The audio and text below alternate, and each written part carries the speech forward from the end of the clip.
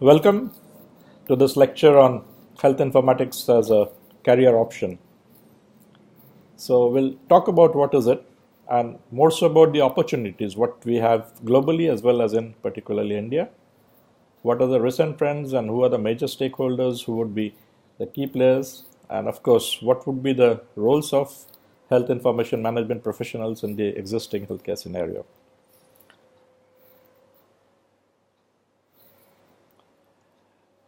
If you look at the thing, data, anything that you observe is data. When you process data, you put it into the context, then it becomes information. And then when you process further, and informatics is the art and science of processing information, then information becomes knowledge. And knowledge further processed, that is when you add the insights or intuition, that's what leads to the wisdom. So this is a continuing spectrum of data, information, knowledge, and wisdom, which takes us through the various decisions in all fields and definitely in health. So we'll just look at some of the definitions. Now, health informatics essentially is the scientific field dealing with storage, retrieval, and optimal use of the biomedical data, information, and knowledge for the purpose of problem solving and decision making for healthcare. If you look at the spectrum, and this is adapted from the short lived, if you look at the cellular and subcellular level, you have got the bioinformatics. When you go slightly at a higher level of tissues and organs, you get the imaging informatics. When you get a collection of organs, that's an organism, like individuals. You're talking about patients, you have clinical informatics. If you're talking about animals, you have veterinary informatics and so on. And when you have a collection of individuals, that is the populations of society, that is called public health informatics. So this is a continuous spectrum. Whether it's bioinformatics or public health informatics, all this together can be termed as biomedical or health informatics. If you look at this, clinical informatics, consumer health informatics. So as I said just now, bioinformatics is at one end, whereas public health informatics is at the other end. But then informatics involves with people, information, and technology. It's not computers that really make informatics, but actually it is the people.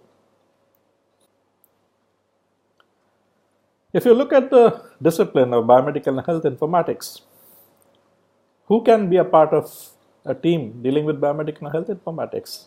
No one is really left behind. You can see whether you are from linguistics or chemistry, whether you are a clinician or a public health professional, whether you are a mathematician or a nanoscientist, molecular biologist, material scientist, whether you are a medical librarian, whether you are a biomedical engineer, whether you are a mechanical engineer, electronics engineer, dealing with sensors, robotics, artificial intelligence, and whether also you are dealing with management sciences, cognitive sciences like psychology, and definitely information communication technologies, all and everything can be a part of it and contributing to the biomedical and health informatics. Do you have to learn everything? No, not at all. It will be a teamwork. You have to play your role very well. You have to be expert in your domain. At the same time, you also need to know how to interact with the people from other domains. That's the real trick of the trade. How do you take anything that is found in the bench or the wet lab, that is in vitro? Vitro means glass. That means in test tube what you do. That is what you do in the wet lab. That is what you find in biotechnology. Then you do a computational modeling of it in silico. That means in the computer. That is bioinformatics. And when you come to clinics, that is the bedside. That is in vivo. Vivo means in living cells, in living persons. So from bench to bedside, that is called translational bioinformatics, translational medicine. Various numbers are given there. And again, it is a teamwork. And you cannot really do anything one without the other. It's the clinical inputs that decide what you are going to test in the lab. Based on the findings there, you decide what to model, how to model, so that it can be useful clinically. So everything is interrelated. If you look at the information, the modes of information in healthcare,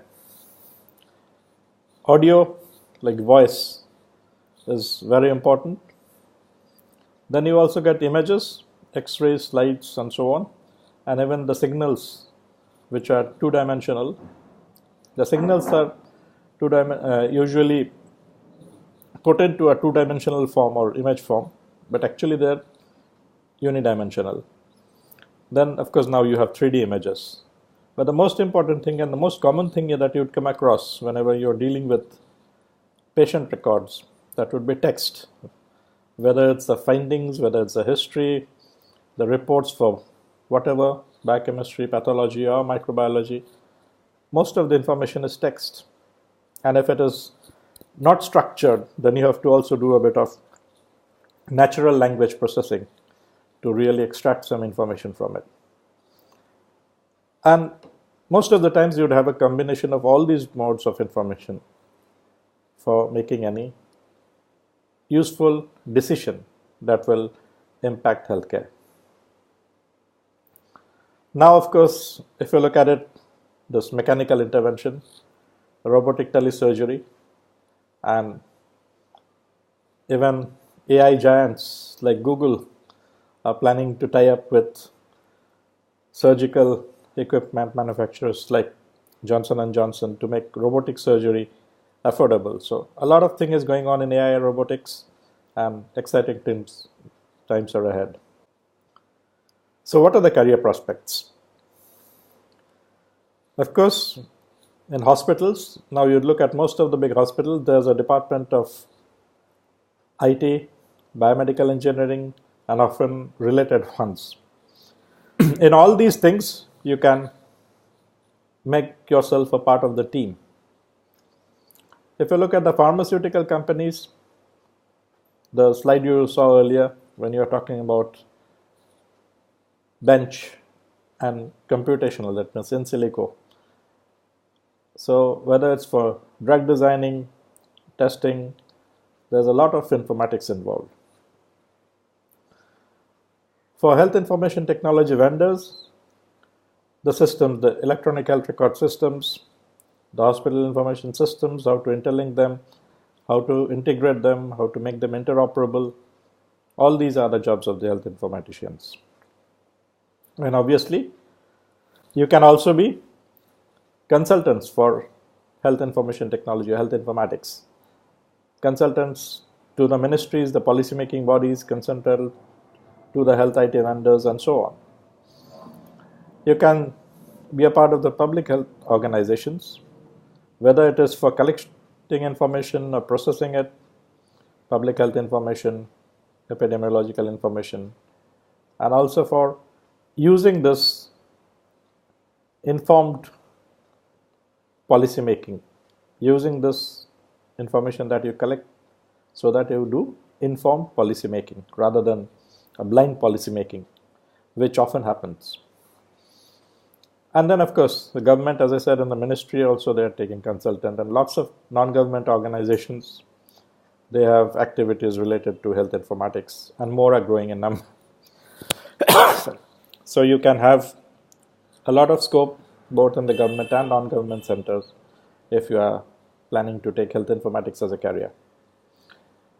Health insurance is coming in a big way, and you have also heard of the National Health Protection Scheme recently announced by the Government of India. So health insurance definitely is an upcoming market, and there health information technology, standards for health information exchange, the standard operating procedures and all those things, standard operating guidelines, everything would be very much a part of what an health informatician is supposed to know, and which would be useful both for the insurance companies, the hospitals, as well as the patients. And of course, like George Bernard Shaw had said, those who can do and those who cannot teach. So Academics is always open for research and teaching, libraries.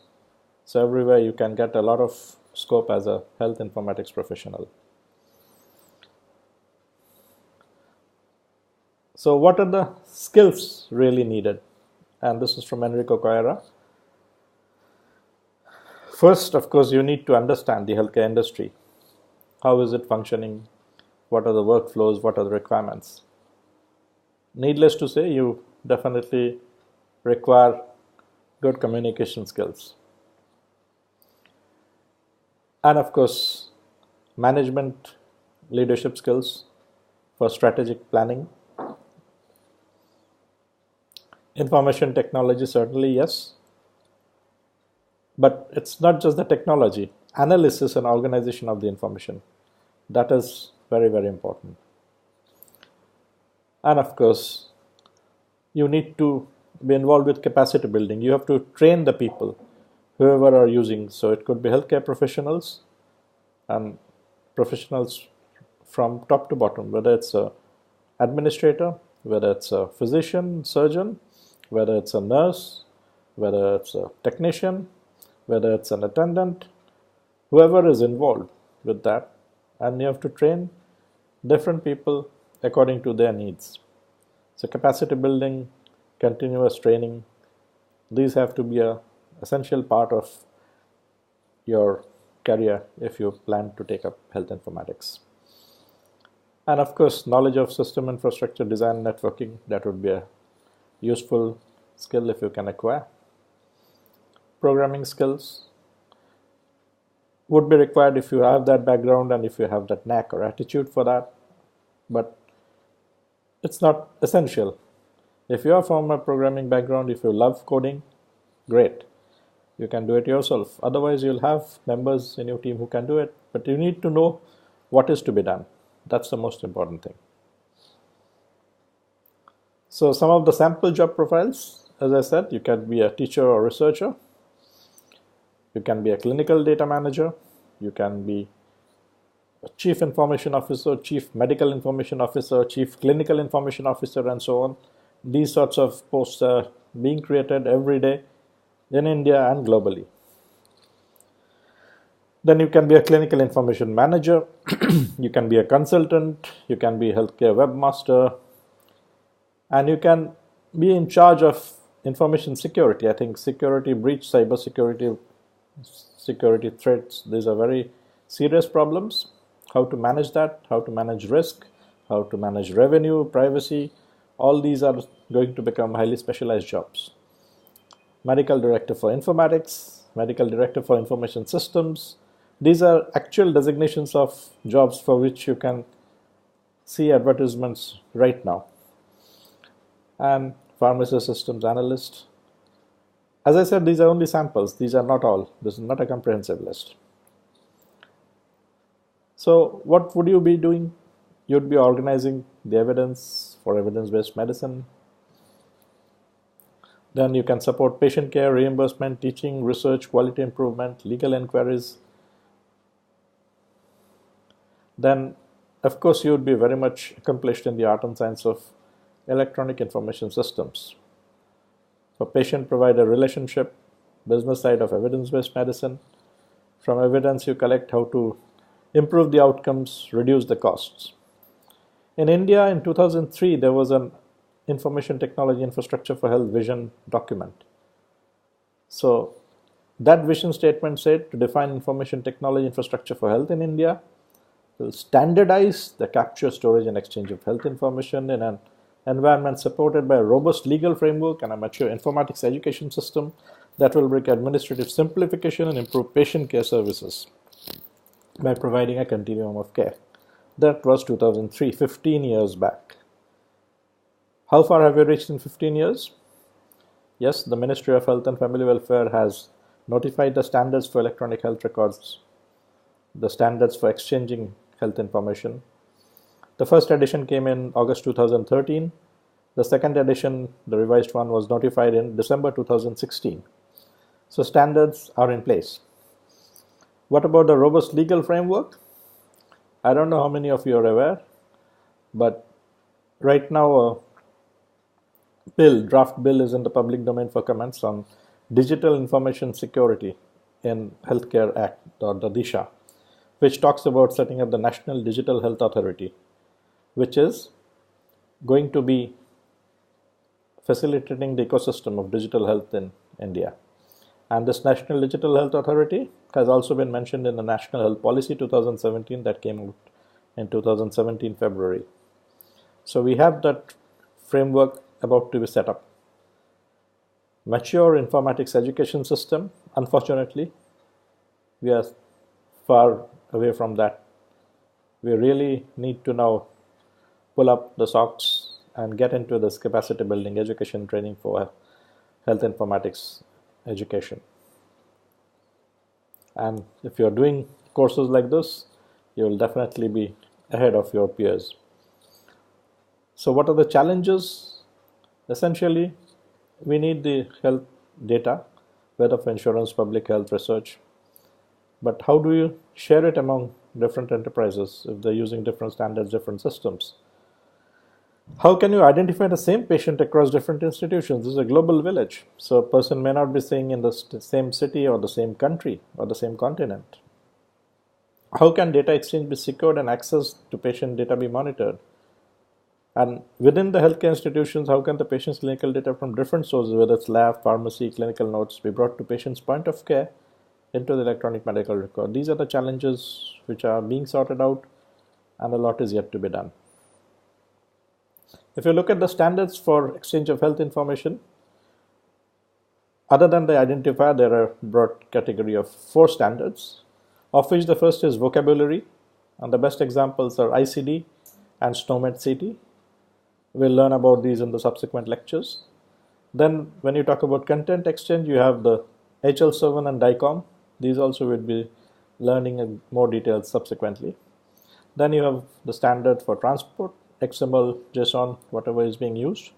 And of course, privacy, security, and confidentiality. These are the areas for which standards have also been notified by the Ministry of Health, Government of India, as well as globally there are various standards which talk about these. And if you are getting into these standards, then you definitely have lots of options for your career. So in the content exchange, as I said, HL7, you had the version 2, version 3. Then you have the CCD, that is the continuity of care document. And now you have got HL7 FHIR, the framework for health information interoperability resources. For imaging, you have DICOM. And as I said, all these things we'll be discussing in details subsequently. But for the time being, remember Oscar Wilde, he said, only those who do not have a future think of the future. So, happy career. Thank you.